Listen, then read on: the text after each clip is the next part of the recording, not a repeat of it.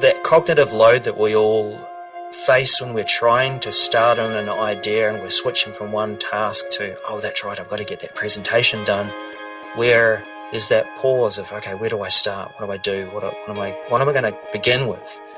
And being able to get that started based on real information and a collection of what is being created within your teams and your groups within your organization is so valuable that it's not just that you're picking things out of thin air or you're having to recall certain thoughts.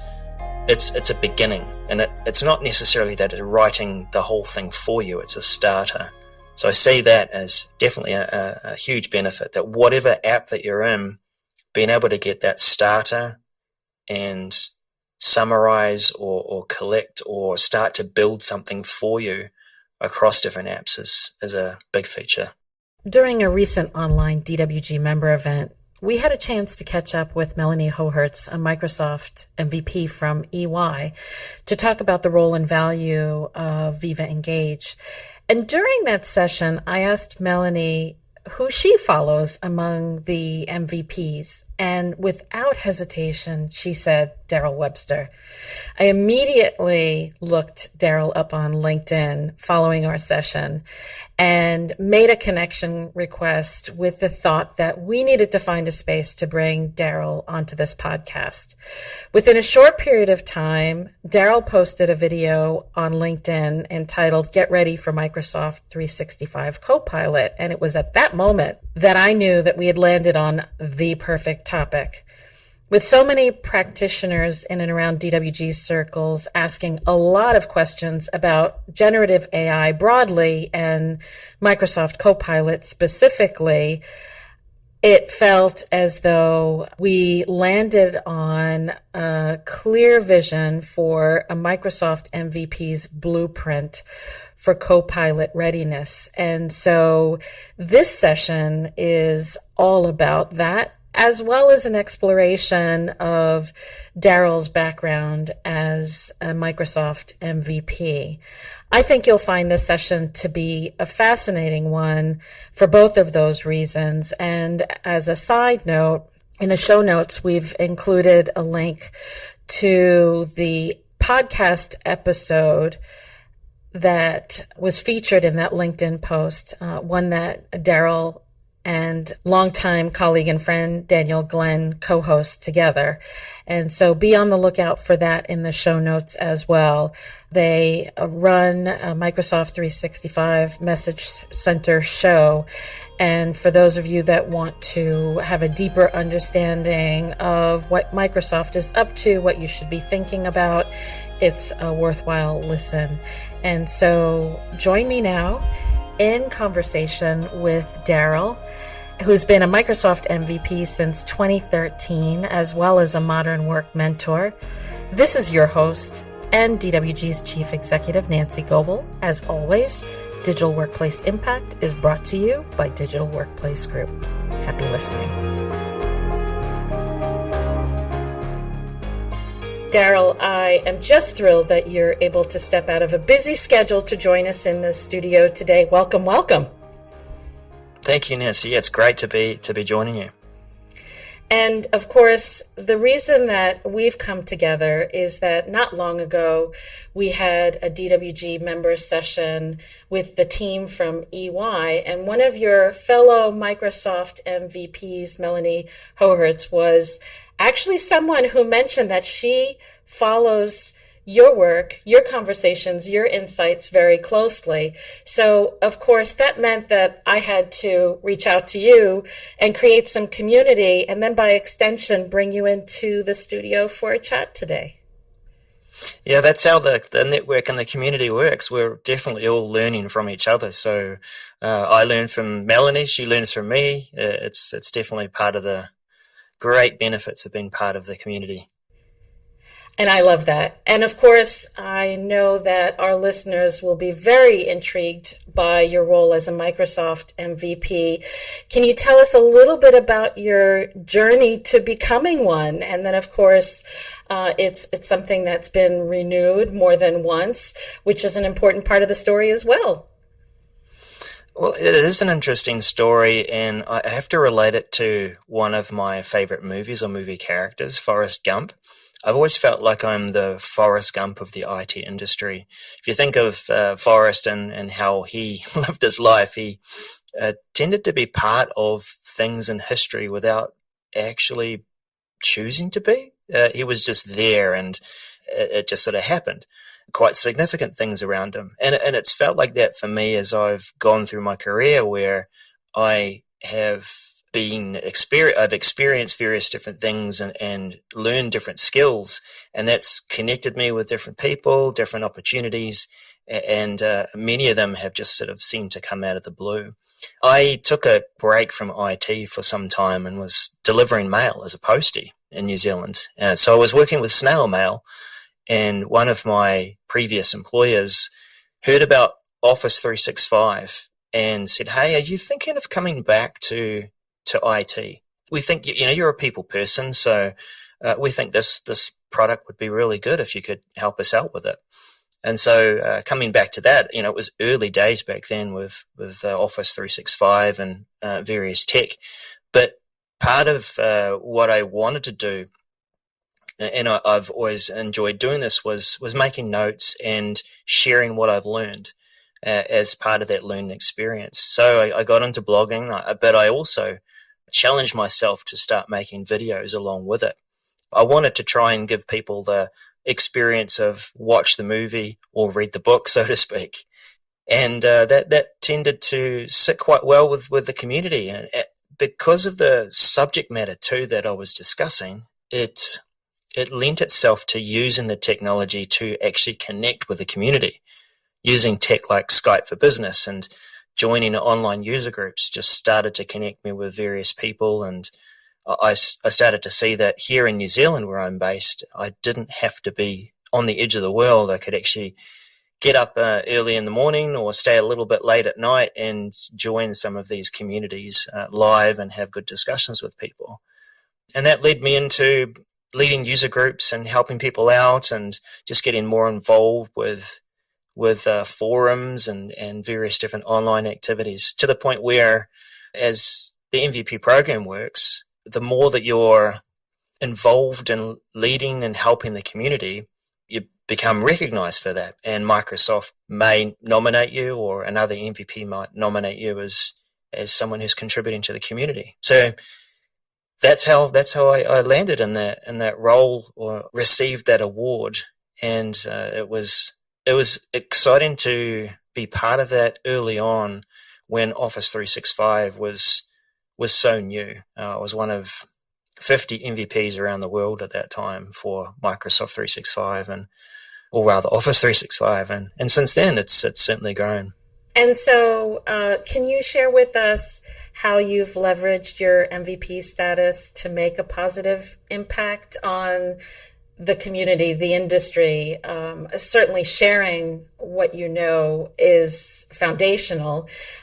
Can you add another layer to that for us? Well, it's an interesting question for me, because I don't often promote my MVP status. I know that some people, would like, they often throw the badge on their email signatures or drop it on a slide as they're introducing themselves in a talk. I tend to really just rather be known for my deeds and my attitude than the award. But what the MVP program and the network has connected me to is it has helped me take or receive some of the opportunities that I wouldn't have had on my own, being able to connect me with more people across the world and other similar focused experts and the like. So through that, it's put me in touch with different events or different other communities, where in turn I've been able to help their communities and discuss, learn, share, and learn along with them. It's helped me also to connect with the Microsoft product group, the people that actually create the software. And that's quite a privilege to be able to do that, to be part of conversations, chats, and meetings, and give direct feedback. What I like to do is actually use that to help my community and the industry too, where I'm hearing feedback or comments about the software and services, choices that have been made for how Microsoft 365 has been shaped and created, different apps and products. I advocate for some of those pieces of feedback. It's quite a privilege to be able to do that and to take that directly to the people that create the software. Mm-hmm. So it's really about a sharing circle and a sphere of influence in a lot of ways that helps create almost the stepping stone effect from where we are now at any given moment to what's happening next. And I think that's really exciting. I know when we're in conversation with our members, one of the things they say is a big challenge for them is staying up to date with either planned developments or the latest developments in and around the Microsoft ecosystem. So you've got, some built-in connections that you can exploit. But generally speaking, when either you're thinking about your wider lens or how best other people can stay abreast of the latest developments, what advice can you offer there? It's a crucial thing to be able to try and stay up to date in our industry, definitely. And with Microsoft 365, as Microsoft software has transitioned to cloud software and constant updates and improvements, you can turn on your application for the morning and the day before it didn't have the same features and capabilities, and the next day it does. And like with many people in the community who use these tools, it can be overwhelming if you don't have a network or people that are focused on in your organization to prepare you for what's coming and what's changing. So I feel that challenge. With so many different sources to get information, whether it be that it's blog posts directly from Microsoft or social media posts from them, and then the ongoing rippling conversations within the community, I often find that it is a lot about a network that helps me focus in on what's important to me and what I want to focus on. And it leads back to the authoritative source. I know that there are lots of different blog posts and reaction posts and thoughts and surrounding thinking when something is announced. I do like to go back to the source. So I'm often looking at blog posts, articles that Microsoft might release, videos that have come out of, let's say, the Microsoft mechanics. But there is one other source which has been quite a focus for myself over 6 or 7 years, and it's directly within the product, and it's the Microsoft 365 Message Center.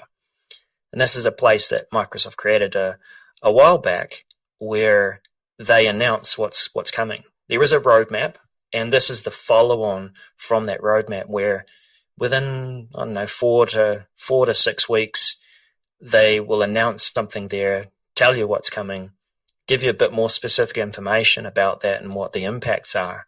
And a friend of mine and I is from Nashville, Tennessee, Daniel Glenn. We started up the 365 Message Center show, and the whole purpose for that was really for us initially as a discipline to go to that message center ourselves and check it out. And then we just share some of the thoughts and what we learned from what was being announced and what is arriving. And just through that regular discipline of getting together and talking about it and turning it into some content for people to also learn from, it became quite an anchor for both of us to keep up to date with what's changing. Mm. And within the Message Center show, would you say your audience is primarily IT professionals or day-to-day individuals who are leveraging the Microsoft suite and just want to stay connected, or a mixture? It tends to be a mixture.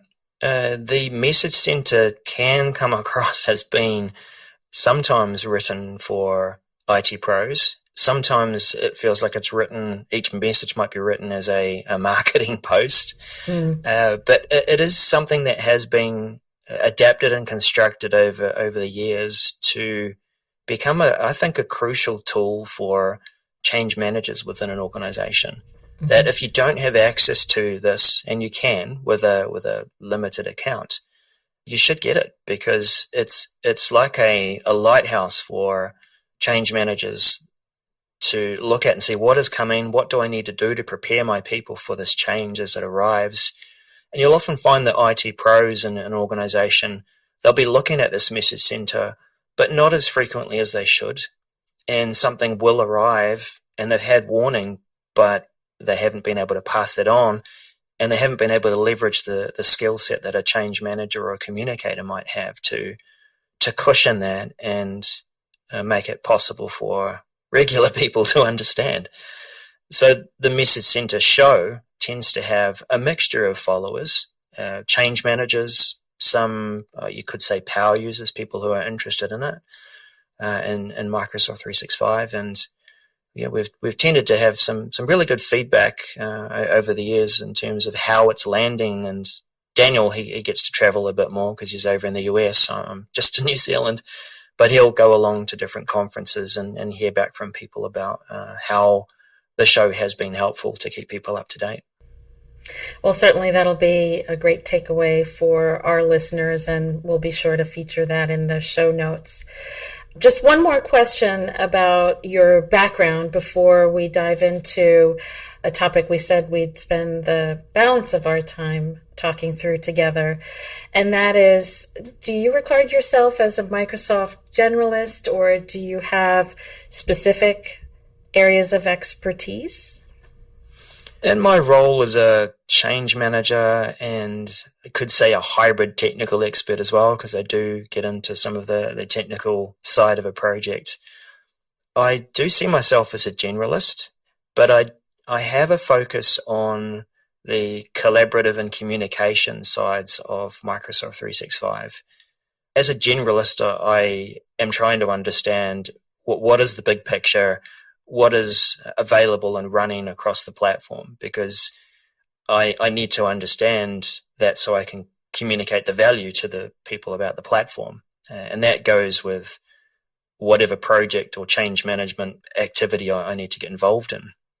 But my keenest interest is in the collaboration and communication space. So it's your Teams, Outlook, Viva Engage, SharePoint, and technologies that bring people together to collaborate and work. And so more recently, Microsoft Loop as a product that they've been working on for a collaborative Canvas style of work. I find that piques my interest because it also feeds my need to connect with people as well. That again, the subject matter becomes the method for me to connect with people and to learn together with them. And of course, we'd be remiss not to put a spotlight moment on Copilot, especially knowing that it's going to permeate all of these areas in some fashion in the not so distant future. Of course, Microsoft has had several intervals of reviews of the integration of Copilot into Microsoft 365. It's not quite in the mainstream yet, but it's certainly on the path. And so I'd love to focus the balance of our time talking about your insights, your thoughts, your reflections for the generative AI space, and more specifically, Copilot within what I call the land of Microsoft. From your point of view, how would you say Copilot aligns with Microsoft's overall strategy and goals as you see them? I really relate to the phrase that they've been using for a number of years, and it's quite succinct in how it summarizes Microsoft's strategy. It's helping everyone everywhere on the planet to achieve more. And that's as it's progressed over time, you've also heard Microsoft talk about tech intensity and addressing that as the world ramps up and technology ramps up over years, it's become quite hard to keep up to date with various things, all the information that we deal with, trying to filter through and find that value or the thing that we're looking for to help us with a certain task. And they began talking about tech intensity and artificial intelligence and automation a few years back, that it was going to be the way to deal with or to help you cope with tech intensity. And as we went through recently with the COVID-19 epidemic, and as a result, some of the flow-on effects of an economic crisis looming, Microsoft started to talk about achieving more with less. And I thought that was an interesting pivot. It felt like, okay, well, we now need to knuckle down and try and start using more of what we already have. And then Copilot arrived. And it became more, for me, I see it as a focus on achieving more with what we currently have. So that initial phrase of helping everyone on the planet to achieve more, Copilot fits in with helping us achieve more with what we currently have. And using AI, it helps us discover what we already know as an organization or as a community, and who we already know, connecting us with the people that also have that expertise. So really interesting twists and turns and alignments that pivots to help us at an interesting time where we need to make the most of what we already have to do that. And certainly that's a theme that we're seeing within our membership and our wider circles. There was almost a level of a war room mentality at the height of COVID, where organizations were making lots of changes to mobilize people to work from home as knowledge workers on scale. And so the philosophy was very much get it done. Now that we're seeing a mixture of working scenarios, whether it's individuals called back to the office in whole or in part, or long-term digital first business models or hybrid, clearly there's a level of discernment around investments that are being made in the organization because of the continued economic headwinds. And so we're doing a lot in the way of talking about impact stories across the digital workplace, because we know there's been a resurgence in the need to put forth business cases, to target investments, and also in many cases, budgets can be thinner relative to work that needs to get done in and around the digital headquarters.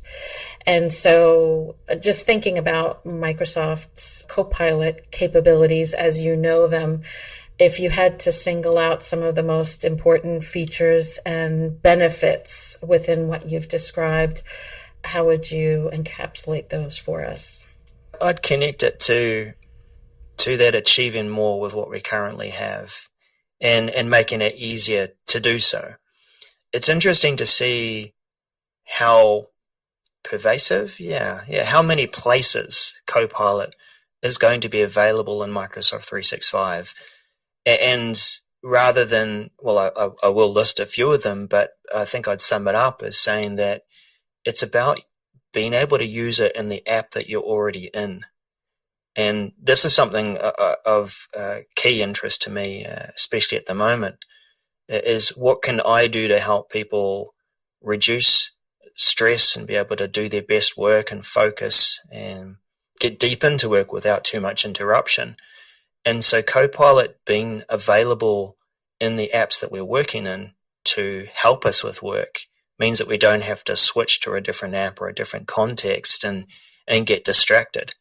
So imagine being in a conversation in Teams and you need to catch up with what's been said in a meeting and asking Copilot to summarize what you have missed. So you quickly read that and you catch up with the conversation, and now you can be more productive in that meeting.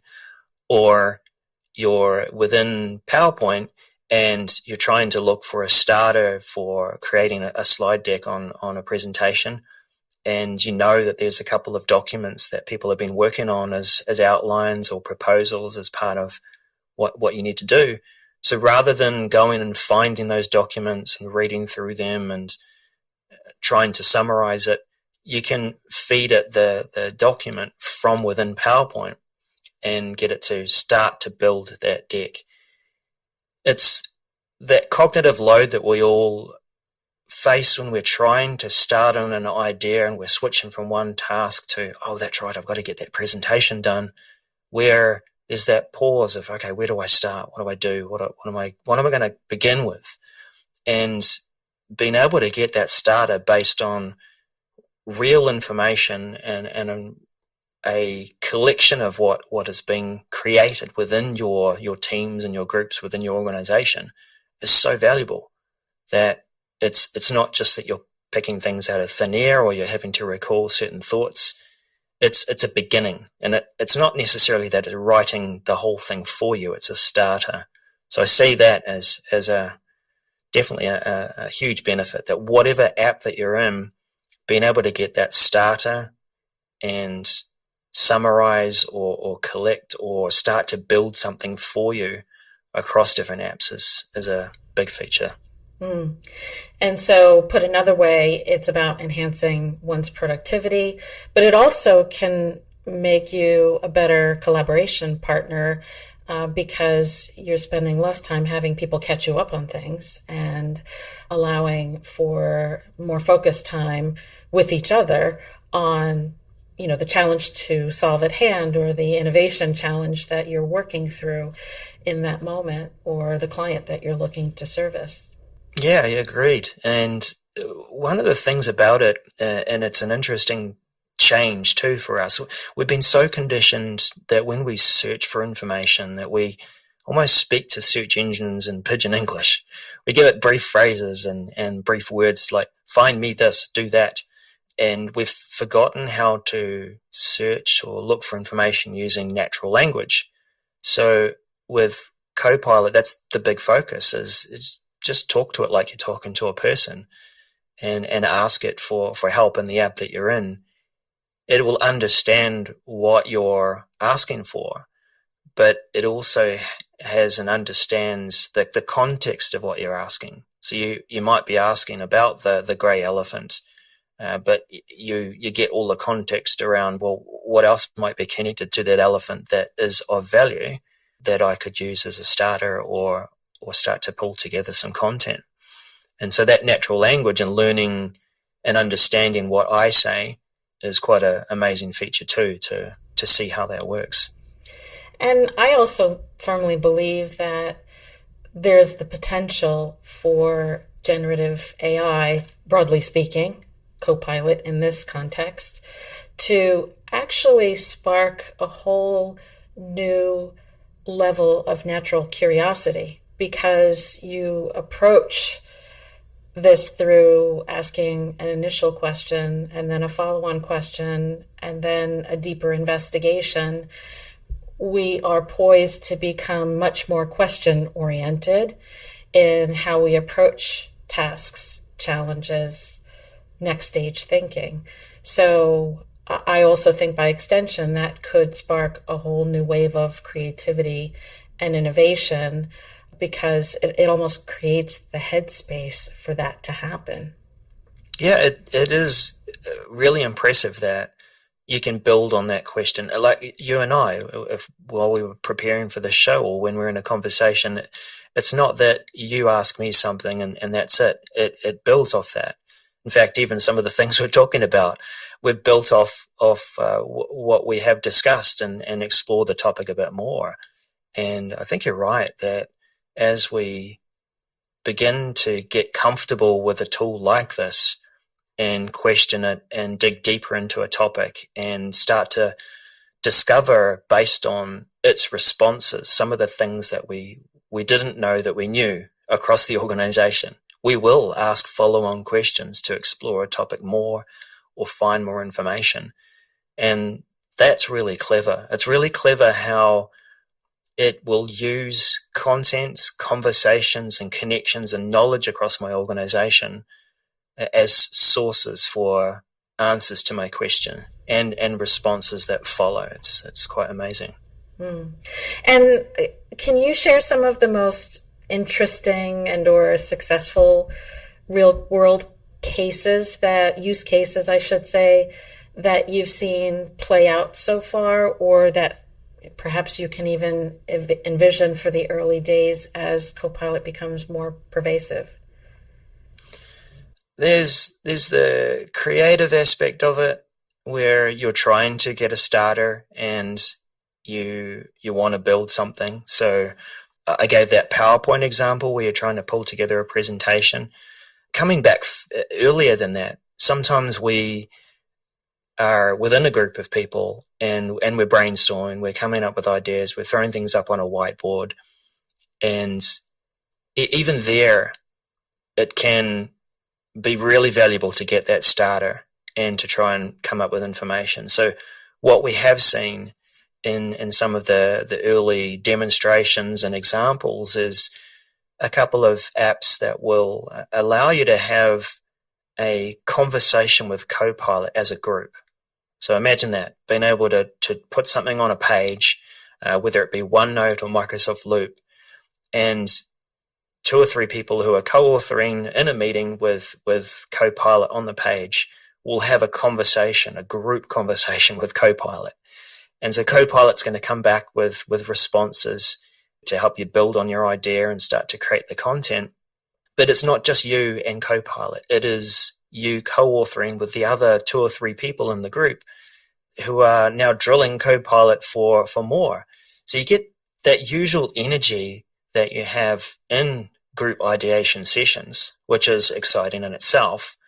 But now you've got this partner called Copilot that knows a whole lot more and can help you find that information, give you that starter, and just be, I guess, like just a very active partner in that co-authoring and creation experience.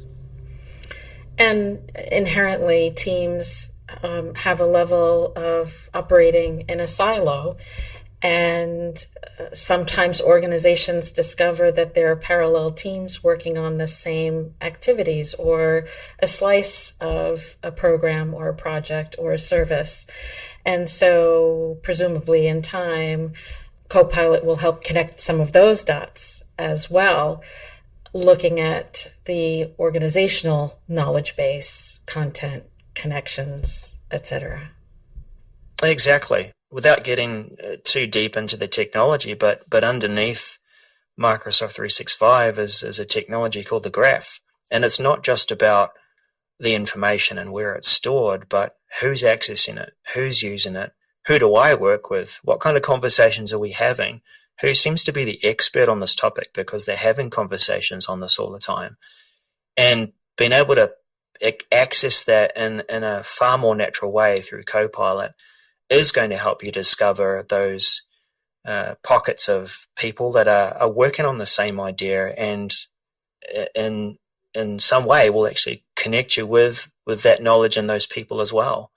So very valuable. And so we've explored a little bit about the possibilities, the opportunities, and what some of the real world use cases will look like. And often, there are 2 sides to every coin. And so maybe we can explore a little bit about the struggles and the learnings. And I'm sure you've got some wisdom around what organizations should watch out for, especially those that are large, complex, global organizations within our audience set. So share with us some of your thoughts there. Yeah, I think the largest topic of conversation on this is that given that Copilot is going to understand and have access to information, it is going to come back with results. It's going to answer your questions. It's going to give you a starter on various things. And one of the areas that an organization will need to prepare for, and is potentially quite concerned about, is oversharing. We saw this when Delve arrived, and again the Microsoft Graph. where we see this and still see this with suggested content that, oh, should I really see that? Is that document really something I should be seeing? And it gives executives, managers, people a bit of concern when they see those kinds of things appearing in their suggested results. And so they'll contact IT, and even sometimes we've heard organizations asking, well, how do we turn this off? What do we do to fix this? And that challenge of it being now easier to surface information really highlights, I think, an area that organizations struggle with and have trouble with, and that is controlling that oversharing. That in the moment when we are trying to share something with someone to work on it with them, we take the easiest route. We don't necessarily look at the permissions that we share. We just, oh, well, I don't know who's going to need to see this, and they might need to on-share it. So I'll choose the option to share with anyone in my organization, or maybe even anyone and everyone. And those simple choices that we don't pause and make for ourselves, or maybe we're putting the information in the wrong location, for example, is going to potentially surface some of the content that maybe we shouldn't see, and it has been overshared. And that's certainly one of the big topics of discussion that I'm hearing around Copilot. It's going to have its advantages in surfacing information and knowledge, but it's also going to surface things maybe we shouldn't see. Mm-hmm. And it speaks to the importance of governance, broadly speaking, but then honing in on both data and content in particular, to think those things through, much like prior generations of new technologies where we had to figure out how to apply governance in new and different ways. But there was still a level of needing to think about policy and roles and a whole host of other things. Other thoughts around what people should be watching out for, anticipating, thinking about on that scale? Just in what you need to do to prepare for that. It's, if you haven't already considered some of the things you need to do to protect your information and put the governance in place, but then also the mechanisms to control it. These are things that, regardless of Copilot, whether it exists or is coming or not, we need to put it in place anyway. And so it's understanding the choices that you need to make and recognizing what is sensitive data, what is content that I don't want to be going out of my organization at all. What do I need to label and make easy for people to see, so that they can make quick decisions visually to understand what needs to be protected? Because Copilot will be using your environment, and all of those choices and security decisions and governance decisions that you've put in place. And if you haven't done that, then it is going to work within the boundaries that you have set. That speaks of oversharing, but it also speaks of how much we should know anyway and share across different groups within our organization. Mm-hmm. And so this is one area of consideration. I know that not long ago you shared via a video on LinkedIn some things for people to do to get ready for the wider rollout of Copilot. I thought it acted as a mini blueprint for things to think about. Can you take us through your thoughts there? Yeah, definitely. And we'll also share the link to the video from Microsoft Mechanics that steps through some of the things to prepare for. Good thing is that it's something that Microsoft will put a lot of work into, so there will be something of a wizard within the admin center that helps you guide through some of these processes. So even though I talk about a few things now, there are lots of resources and even a resource within the configuration tools to guide you through. So some of the things that you can use to prepare for this, especially like around the discovery of information and whether it's been overshared, is you can use reports within the SharePoint Admin Center to come up with a list of files and things that have been shared with those larger permission sets. Is this shared with everyone in my organization? How many people are viewing that content? Should everyone be viewing that content? So seeing that from that perspective. Looking into the purview information protection, and it gets into some of the tools that maybe you need to leverage some of the extra licensing capabilities within Microsoft 365, but the ability to label and classify information, if you had to do that job manually, that would be quite a struggle. And we've all learned from our years of using technologies like SharePoint that nobody likes to label and add metadata and tags and various things. They just like to upload that document and away you go.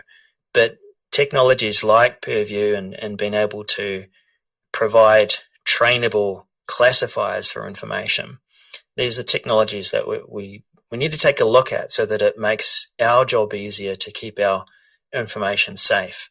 You can train it so that it understands the files and information so that it then automatically gets applied a label or a classifier. And then Copilot knows how to use it and protect it with that. There are simple higher level things like reviewing the different Microsoft Teams or SharePoint sites that you have. Sometimes we create these things to quickly create a collaborative space. And the choices that we make as we do that, we might leave some of these things public instead of setting them as private. That at that moment when we're starting to collaborate, we make these choices, but sometimes we don't go back and review them in terms of what has changed. Has the nature of this collaboration space changed, and does it need to be public? Should it be private? And what do I need to do to adjust those? So it's good to go back and check those sorts of things out as well, and run various reports, or even just be prompted as maybe in your role you might have a number of different collaboration spaces that you lead for projects and teams, to just spend a bit of time going through and evaluating that. You also talk about improving search. Tell us a little bit about that. Yeah, the Copilot is using search. It's not like it is having to come with a whole lot of brand new out-of-the-box capabilities. It's leveraging what's already there in Microsoft 365. And it's something, again, that an organization may or may not have put some time into improving their search. We all expect the performance of Google when we go to a search box, wherever it is, and plug in some words and hope that it's going to come back with accurate information or very relevant search results. But we do forget that behind each Google search result is someone in an organization who's put a lot of time into search engine optimization and tags and keywords and various things that will help raise the result higher. And we often use that as a way to try and help people understand why you should spend a bit of time adding metadata where it is possible to add it to your documents and your files. Then Copilot using search is going to leverage all that. So if you have an ability to improve those search results, provide guidance around adding metadata, that's helpful. But one technology that's coming out that will help with that is the semantic index for Copilot.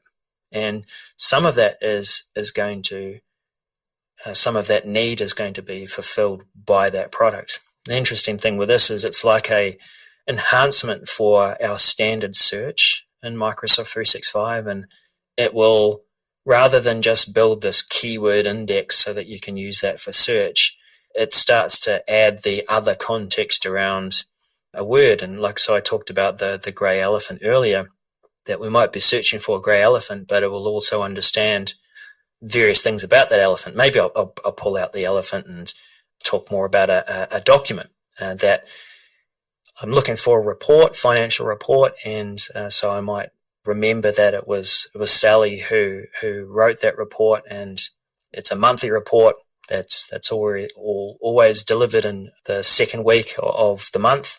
And so when I search for that result, or search for that term, it's going to understand all of that context based on who works on that report, when, how it was shared, where it was shared. That semantic index just brings all of that extra context.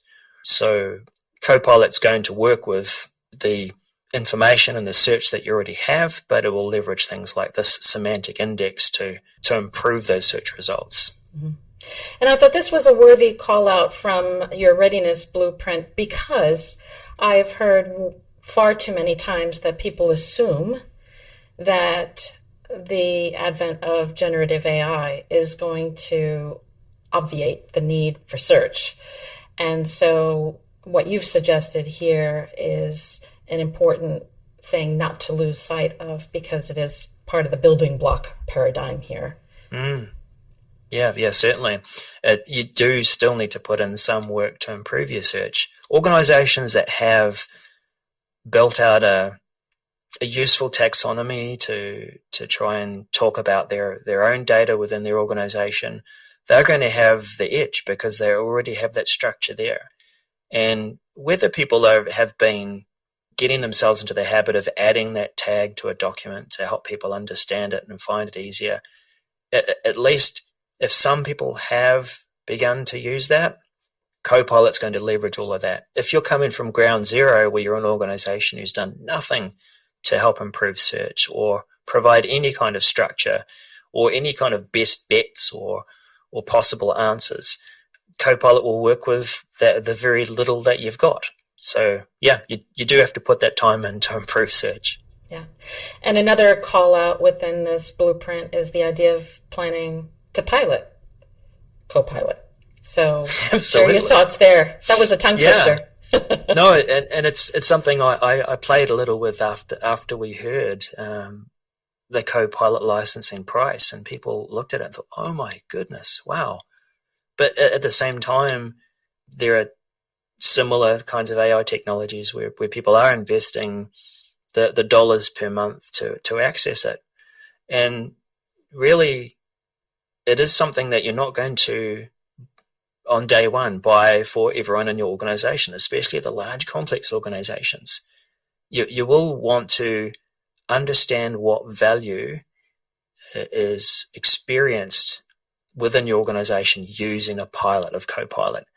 And you and I know we'll understand this. We see too many pilots where it's the IT department that get given the licenses to try this out, and then they evaluate and said, great, job done, let's roll it out.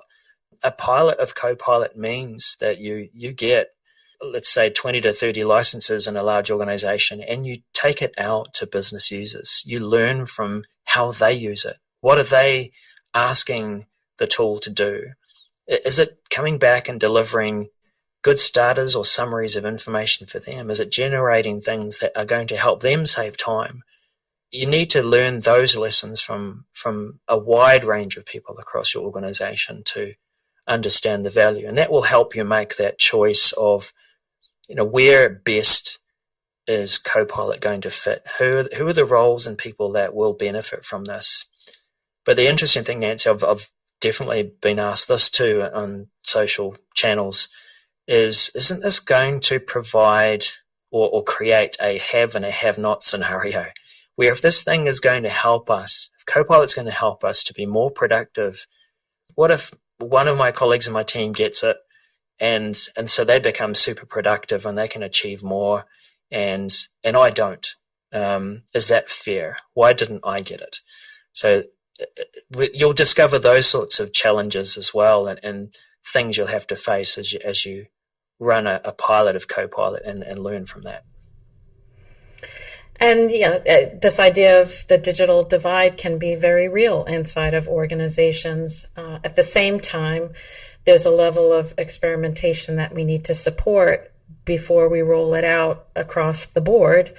because there are so many key things that we need to understand about this tool set, not only in terms of the productivity possibilities, the innovation opportunities, but some of those very real governance challenges that you've talked about. And so with that, one of the other points that you share in this blueprint is the importance of putting together a change management program. Let's explore that for a moment together. It's interesting, the different technologies Microsoft are releasing lately that have less to do with the tech and more to do with how to introduce this change to people so that they get that value. This is one where it is about teaching people to have a conversation again with technology, to relearn what is that natural language. At the same time, it's also like we need to learn what is possible with this tool. So a change management program for this that travels alongside a Copilot is helping people to understand, where can I use this tool? What kind of value can I get from it? What are some of the things that I can ask it? We saw that with technologies like Alexa, and over time it starts to learn or is taught more skills. But we're going to see the same thing with Copilot, and so how do we address that so that people are getting that value from day one?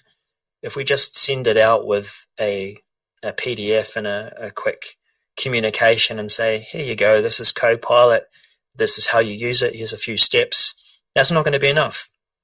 It's going to be of benefit to surround this with a proper change program to help people understand how to get the benefits of it, where to find information, create that space to a community, if you will, for people sharing different tips of how they've got value, what's worked for them. That will help people imagine and understand the possibilities. I've always found the building of a community in a change management program around the technology that you're rolling out has been hugely valuable, not just for launching it, but also that ongoing community of practice, if you will, to continue to get benefits from it and discuss the updates and the life of that tool. Mm-hmm. With that life point in mind, do you have any thoughts about where you think the future will be for Microsoft 365 Copilot? Any insights, a crystal ball moment or two, perhaps, that you can share with us? I'm waiting to see, like with a number of things released, is this going to be as good as the promotions and the demo videos say? If it is, then the impact to our life and work is going to be huge. But one reflection I have on this too, and we saw this as we all rushed to using Microsoft 365 and Teams and various things, was that during that period of time with the pandemic, we all became conditioned to packing more into our day, working from meeting to meeting, leaving less gaps. That if I go back to that point about tech intensity was ramped up. And so with Copilot, it has the potential to help us be more productive, to give us more time, to free up some of our opportunities for creative thoughts and collaboration and connection across our organization. But we should be careful not to let other things fill that gap and pack in more meetings and have less time to perform those tasks. With a lot of these helpful technologies, they can be helpful, or they can actually be enablers to poor work habits that affect our well-being and eventually take away from life. So the idea that something like this can create performance capacity is an empowering thing, but there is an art to balancing the work that we do such that, we think, we plan, we do, as opposed to operating in fire drill mode 100% of the time, especially going from meeting to meeting to meeting. So the opportunity is there, and it's up to us collectively to put that time to optimal use. And so we're quickly coming to the end of our time together, Darrell. Any final reflections? I've definitely enjoyed the conversation about Copilot, and just want to encourage listeners and organizations who are considering it that we go back to that concept of the pilot of Copilot. That's how you approach it. And if I can emphasize that as a takeaway, do what you need to do to prepare and understand what this technology is and what it's going to reveal, the value that it's going to uncover. But also create that community around that. Just with these last points and discussions that we've had, it's important to be able to talk about what we're learning and how we can best make use of it. We certainly don't want it to just land and land flat, but that everyone does benefit from it. And hopefully, if it is making everyone more productive, that organizations can see the reason to invest in providing it to more of their people. Well, Darrell, this is a perfect note to bring our time together to a close. I want to thank you for stepping out of your busy schedule to have a chat, and I really value the insights that you shared, as I know our listeners will. And I certainly look forward to continuing to follow your work and your ongoing success, and to stay connected from this point forward. Thank you so much, Nancy. Digital Workplace Impact is brought to you by the Digital Workplace Group. DWG is a strategic partner covering all aspects of the evolving digital workplace industry, not only through membership, but also benchmarking and boutique consulting services. For more information, visit digitalworkplacegroup.com.